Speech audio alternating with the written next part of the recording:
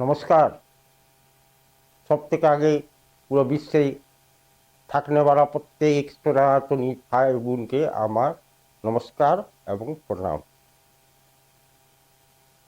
আমি বলছিলাম কি গণতন্ত্রের সভা সত্তাপক্ষ আর বিপক্ষ দুজনেরই থাকা খুবই জরুরি আছে, নইলে গণতন্ত্রের রূপরেখা গড়বড়ায় যায়। কিন্তু এখন যে আমাদের বিপক্ষের দু চারটা জোকার, ওকে আমি জোকারই বলবো, 56 বছরের একটা জোকার এখন বিপক্ষের নেতা আছে। ওর নাম হলো রাহুল বাবা। তো বিয়ে করেছে ফরেনে, তার জন্যই মাসে 4 বার যায় বয়ের সঙ্গে দেখা করতে, বাচ্চাদের সঙ্গে দেখা করতে। ওর ইচ্ছা ছিল আমি ভারতবর্ষের প্রধানমন্ত্রী হব, আর কেবল ওরই ইচ্ছা ছিল নয়, ওর মা সোনিয়া গান্ধী বিদেশি মহিলা, উনারও ইচ্ছা ছিল, আছে, এখন পর্যন্ত আছে। কেমনিও করে আমি ভারতের প্রধানমন্ত্রী নিজের ছেলেকে যদি বানাতে পারি। কেন কি নিজের হাজব্যান্ডের সময় তো লাখো হাজারো হাজার কোটি টাকা বিদেশে অলরেডি ইনভেস্ট করে দিয়ে।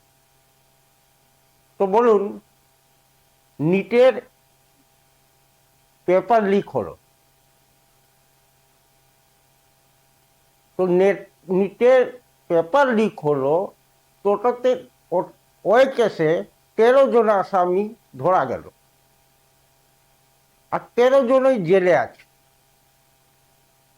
এইবার যে নিটের পরীক্ষা হয়েছিল, ওটাকে মাননীয় প্রধানমন্ত্রী নিজের গাইডলাইনে রেখে করিয়েছিলেন। ঠিক আছে, মাননীয় ধর্মেন্দ্র প্রধান শিক্ষামন্ত্রী ছিলেন, কিন্তু মাফিয়া আর চোর ধরার কাজ তো প্রধানমন্ত্রী মিস্টার প্রধানের ছিল না। ওরা এত অ্যাডভান্স ছিল, ওর মধ্যে শিক্ষা বিভাগেরই লোকজন জড়িত ছিল, যার জন্যে নিটের পেপার লিক হয়ে যায়। ওর জন্য ছাত্ররা আন্দোলন করল, কিন্তু দেখা গেল ছাত্রদের নামে একটা নতুন এখন ককরোচ। আমি আপনি কেউ নিজের ঘরে চাই নাকি একটিও ককরোচ যেন বাথরুমেও থাকে, রান্নাঘরেও থাকে। এবার ও এসছে ককরোচ জনতা পার্টি বানিয়ে, আর ওকে ফাইন্যান্স করেছে ডিপ স্টেট, যেমনি আপকে ফাইন্যান্স করেছিল ডিপ স্টেট কেজরিওয়ালকে। ডিপ স্টেটটা আবার কি? ডিপ স্টেট হলো আমেরিকার একটি সংস্থা, যে পুরো বিশ্বের মধ্যে মাদক পদার্থ সাপ্লাই করার কাজ করে, এবং ওর থেকে অরব অরব টাকা ও কামায়, এবং ওই কামাই থেকে দুটা 10টা দেশ আছে যাকে সব সময় ডিস্টার্ব করতে থাকে, যাতে ওর মাদক পদার্থ যেমনি কারবার চলতেই থাকে। এবার কিছুদিন আগে মাননীয় অমিত শাহ বললেন কি, যেভাবে আমি নক্সল মুক্ত করে দিয়েছি ভারতকে, আনেওয়ালা 3 বছরের মধ্যে আমি মাদক পদার্থ মুক্ত ভারত বানাবো। আমি ভারতে মাদক পদার্থ আর আসতেই দিব না, এর ব্যবস্থাতে আমি লেগে গেছি। এই কথাটা শুনে ডিপ স্টেটের যে আছে এক বুড়া, নামটা ভুলছি, ওর পার্মানেন্ট এজেন্ট এখানে অলরেডি আছে দিল্লিতে বসে, রাহুল গান্ধী, কেজরিওয়াল, একটা নতুন বানাইছে ককরোচ।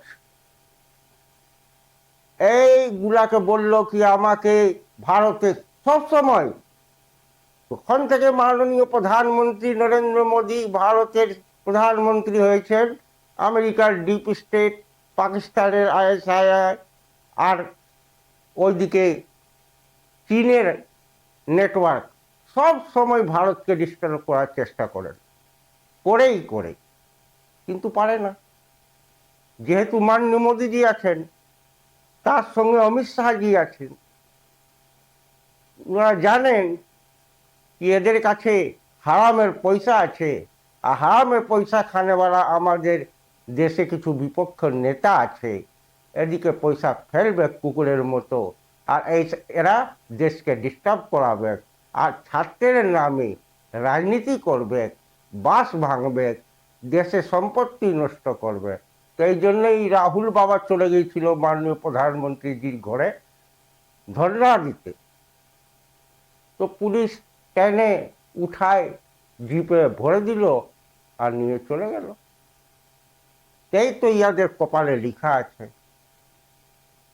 ভালো করে জেনে নাও বিপক্ষের সব নেতা, এত ছোট কাজ যদি করার জন্য বিপক্ষে আছো, তো আনেওয়ালা 2029-এ পুরো ভারত দেখছে কি তোমার মতো বিপক্ষ থাকা না থাকা কোনো দরকার নাই।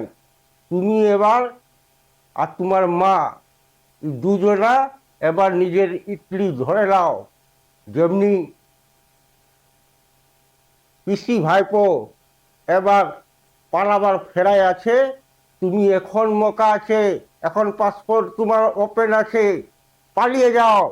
নইলে ভারতে যদি থাকতে চাও তো নিজের অন্তিম সময় জেলেই দেখতে হবে, এই কথাটা বলে দিচ্ছি। আর এই সব রাজনীতি, ঘাটিয়া রাজনীতি করা একদম কমপ্লিট বন্ধ করে দাও, কেন কি এটা মাননীয় মোদীজি আর অমিত শাহ সরকার। যাই হোক, আমি এখানেই নিজের ভিডিও শেষ করছি এবং আপনাদের থেকে অনুরোধ করছি আমার ভিডিও বেশি বেশি শেয়ার করুন, লাইক করুন, ফলো করুন, সাবস্ক্রাইব করুন।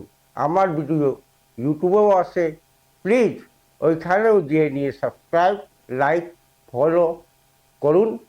ভারত মাতা কি জয়, বন্দে মাতরম, জয় শ্রীরাম।